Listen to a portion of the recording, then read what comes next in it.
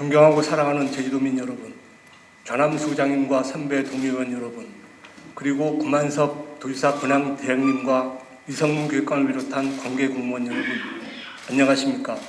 국민의힘 원내대표 김한국 의원입니다.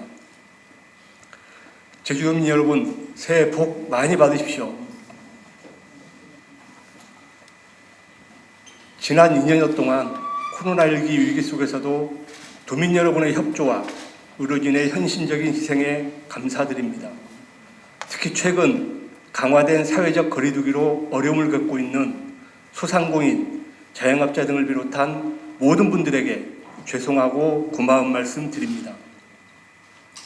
이 자리를 빌어 앞으로 제주도와 의회는 소상공인, 자영업자와 정부의 손실보상에서 제외된 분들을 포함한 생존의 갈림길에선 많은 도민들을 위해 충분한 보상을 위한 가급적 빠른 추경을 포함한 협력 노력을 촉구하는 바입니다. 그리고 최근 급증하는 확진자 추세에 맞추어 제주도 차원의 도민 안전과 경제 활성화를 위한 특단의 대책 마련을 주문하는 바입니다.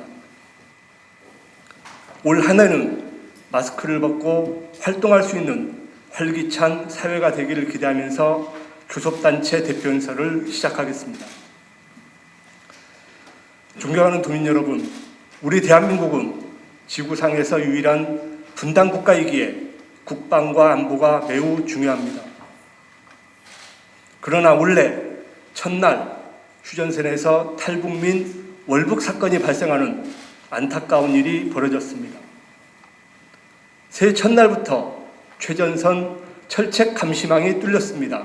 또한 북한은 올해 1월에만 7번의 미사일을 쏘아 올렸습니다. 국민 불안이 커지고 있습니다.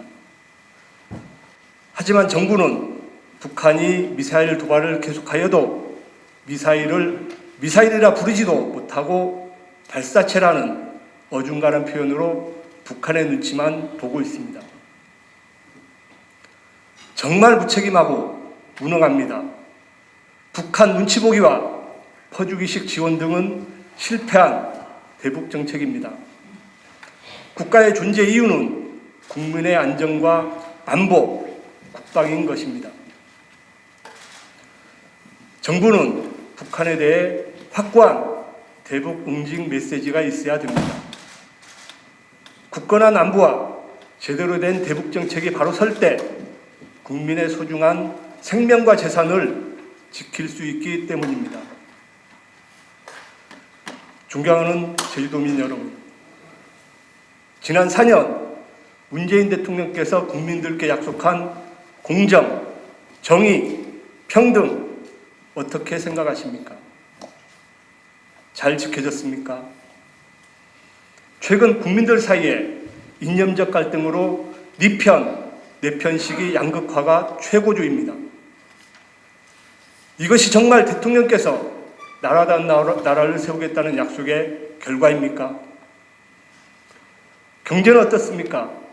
문재인 정부는 임기 마지막 해인 2022년 예산은 607조 7천억 원, 국가 채무는 국가 1년 예산보다 더 많은 1064조 4천억 원으로 4년 사이에 420조, 약 64%가 증가했습니다. 우리 아이들 한 명이 태어나는 순간 2천만 원의 빚을 안고 인생을 시작해야 하는 안타까운 현실입니다. 또한 우리의 미래인 아이들과 청년들이 감당해야 할 무거운 짐인 것입니다. 2017 치러진 대선에서 문재인 대통령 후보는 청년 일자리를 최우선의 국정과제로 삼겠다는 공약을 냈습니다. 하지만 현 정부는 늘어난 일자리가 대부분 60대 이상 단순 일자리였다는 점에서 일자리 창출도 질 개선도 이루어지지 않았습니다. 좋은 일자리의 기준으로 삼는 주 40시간 이상 일하는 전일제 일자리는 축소되고 공공알바만 늘어나는 기현상이 나타난 것입니다. 2021년 12월 교육부 보도자료에 따르면 2020년 대졸 취업률은 역대 최저인 65.1%를 기록한 것으로 나타났습니다. 대졸 취업률 하락에서 나타나듯 청년 희망 사다리는 성과가 없고 코로나19로 인해 중소기업, 소상공인은 빚더미에 앉은 상황입니다. 그리고 지난해 소상공인들의 부채는 48조 원이나 늘어나 총 294조 4천억 원을 기록했습니다. 부동산 정책은 어떻습니까? 작년 전국 집값이 14.97% 뛰면서 과거 외환위기 때 집값이 급등하던 2002년 16.43% 이래 19년 만에 최고치를 찍었다는 점에서 전문가들은 부동산 정책 실패라고 분석하고 있습니다. 그래서 최근 이재명 후보도 오죽하면 현 정부의 부동산 정책에 대하여 비판하고 사과하지 않았습니까? 그동안 민주당을 지지했던 젊은 청년들이 등을 돌리고 정부를 외면하고 비판하는 이유일 것입니다. 이에 국민의힘 차원에서 청년 문제에 대해 대선과 지방선거에서 보다 현실적인 공약을 수립하여 적극적으로 해결할 것을 약속드리겠습니다. 특히 앞으로의 도정 정책 방향에 소외계층을 포함한 청년들을 위한 민간과 공공임대주택 건설을 적극 확대 시행 추진할 것을 정책 제안하는 바입니다. 존경하는 제주도민 여러분, 지난 2021년은 4.3 문제 해결에 있어 한 획을 그은 보람 있는 한 해였습니다. 4.3 특별법 개정안이 지난해 12월 9일 국회를 통과하여 73년 만에 새로운 봄을 맞이하게 된 것입니다. 이 자리를 빌어 법 개정에 최선을 다해 고생하신 더불어민주당 오영훈 의원님, 국민의힘 이명수 의원님, 그리고 제주도의 자남수 의장님, 4.3 특별위원회 강철남 위원장님과 위원님 여러분, 특히 장정은 고문님과 양조은 전 재단이사장을 비롯한 오임종 4.3 유족 회장님 등 많은 분들께 축하와 감사드립니다. 하지만 해결해야 할 문제도 많습니다. 최근 국민의힘 이준석 당대표는 2022년 1월 1일 새 공식 일정을 제주 4.3 희생자 헌화 참배로 시작하였고, 방명록에도 2022년도에는 국민의힘은 동백꽃이 아픔과 함께 하겠다고 했습니다. 배보상과 관련해서도 과거 대법원 판결 기준인 희생자는 물론 유족에까지 확대해야 함을 강조했습니다. 또한 지난 주말 윤석열 대선 후보 역시 제주 첫 공식 일정으로 4.3 평화공원을 참배한 후 가족관계 특례 개선, 합당하고 합리적 보상과 당선되면 올해 추념식의 대통령 자격으로 참석을 약속했습니다. 국민의힘 제주도당은 물론 의회에서도 적극적으로 정부와 중앙당을 설득하는 노력에 최선을 다하겠습니다. 이제 4.3의 문제는 정당을 떠나 제주의 아픔이라는 사실을 명심하여 더 이상 정치적 논쟁이 없기를 더불어민주당에도 정중히 제안하는 바입니다. 사랑하는 도민 여러분, 제주 제2공항의 갈등 문제는 개업 발표 후 7년이 지난 지금도 여전히 진행 중에 있습니다. 지난해 12월 김부겸 총리 제주 방문 시 정부는 제2공항을 계획대로 또박또박 추진해 나갈 수밖에 없다고 밝혔습니다. 그러나 지난 몇 년 동안 더불어민주당 의원님들이 중심이 되어 구성된 제2공항 건설 갈등에서 특위는 오히려 정부의 의도와는 다르게 제2공항 건설을 지지부진하게 했고 도민 간 갈등에 대해 수수방관하였습니다. 국토교통부는 2022년 제2공항 사업계획을 425억 원으로 편성하였고, 최근 송재호 도당 위원장께서도 정부의 공사 추진 의지를 방송 인터뷰를 통해 명확히 밝히셨습니다. 송재호 의원의 말씀이 맞다면 지금까지 7년 동안 도민 갈등을 야기한 책임을 지고 도민들께 먼저 당 차원의 사과를 하는 게 마땅한 도리 아니겠습니까? 더 나아가 이재명 대선 후보는 제주 제2공항은 외면한 채 호남의 민심을 얻기 위해 제주 해저터널 사업을 제주 제1공약으로 추진하고 있습니다. 우리 제주도 내 한 언론이 도의회 오늘 상대로 의견 수렴을 한 결과도 대다수가 반대한 것으로 보도된 바 있습니다. 최근 같은 당 민주당 소속 도의원님들께서도 의견 수렴이나 공론화가 없다는 점을 지적하며 제2공항도 정리 못하는 상황에서 해저터널은 더더욱 아니라고 강조하였습니다.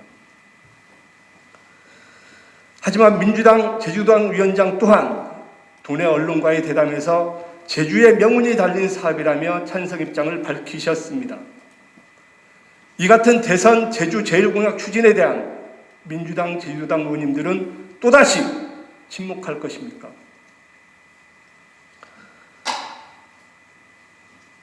조금 전에 제가 언론을 통해서 확인한 내용입니다. 이재명 후보께서 해저터널에 대한 공약을 철회하셨다는 언론 보도를 봤습니다. 제주도민이 그렇게 만만하십니까? 이재명 후보께서는 금주 제주도를 방문하는 걸로 알고 있습니다. 이 부분에 대한 명확한 해명이 있은 후에 도민들을 만나 주시기 바라겠습니다. 저는 질문합니다. 제주 국회의원 3명을 포함한 민주당 제주도당은 정부의 제2공항 추진에 대한 명확한 찬성 반대 입장을 밝히고 난 후에 해저터널에 대한 동의 여부를 도민들께 물으시는 게 도리인 것입니다. 이에 국민의힘 의원일동은 제주 제2공항의 조속한 추진을 정부와 제주도에 요구하는 바입니다. 작년 지방자치법 전부 개정으로 제주특별자치도의 권한과 기능이 무늬만 특별하다는 우려가 많습니다. 이에 제주도는 도민의 복리 증진과 고도의 차등적 분권을 위한 특별법 7단계 제도 개선 등 법률 개정안에 총력을 다해야 할 것입니다. 그리고 헌법재판소의 합헌 불일 합치 결정에 따라 6월에 있을 지방선거에서는 기존 선거구가 아닌 새로운 선거구에 의해 선거가 치러져야 합니다.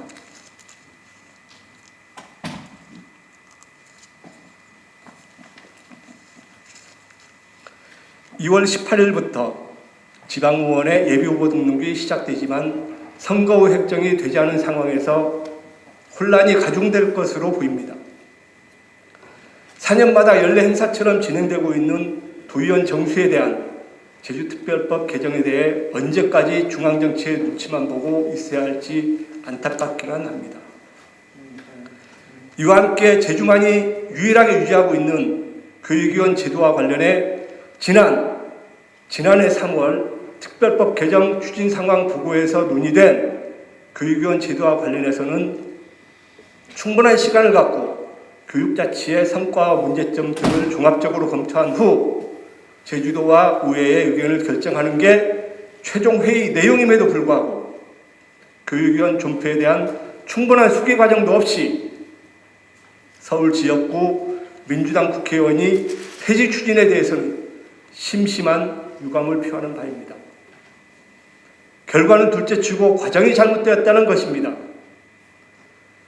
출마 자격 제한으로 인해 무투표 당선 사례가 발생하는 등의 제도상의 문제, 의회 내부에서 교육, 학예의회의 사항에 대한 심의 의결에 참여하는 역할의 문제에 대한 논의가 있는 것 등 충분히 논의를 했어야 했습니다.